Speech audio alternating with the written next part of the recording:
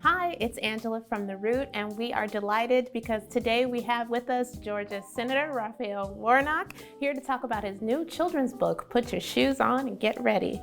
Welcome, Senator Warnock. Thank you so much. Great to be here with you. Thanks so much for joining us. So, writing a children's book is not an easy thing to do. Why did you decide to do it, and why now? Well, I enjoyed it. I'm a dad. I have a 6-year-old daughter and a 4-year-old son, and so the book is inspired in the first order from my dad.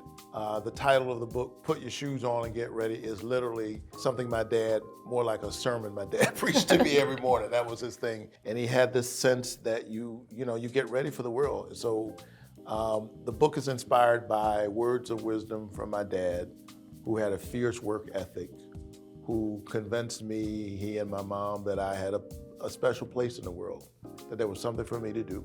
And it's also a book from a dad and what I want to pass on to my children. Definitely, where your parents were right. You definitely have a special place in this world, and you're doing some great work here right now. So you say the book was based on your father's advice, and he was someone who lived through segregation and Jim Crow. Where do you think he found the inspiration to put his shoes on and get ready?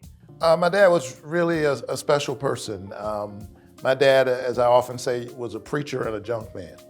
So literally, as a small businessman, during the week, he used to pick up old broken cars that other folk had thrown away, and he lifted those broken cars, put them on the back of a truck, the mechanisms of which he designed himself. I think he learned to weld when he was in World War II era in the Army. And he'd pick up these broken cars during the week. That's how he fed his family. But on Sunday morning, the man who lifted broken cars through his sermons lifted broken people.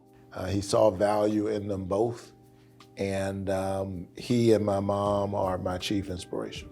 It's amazing. So you're a dad, you have small children, and children keep it real. They let you know when they like something and when they don't. What was their reaction to the book? So I didn't know I'd be writing a children's book, but a lot has happened to me over the last 3 years.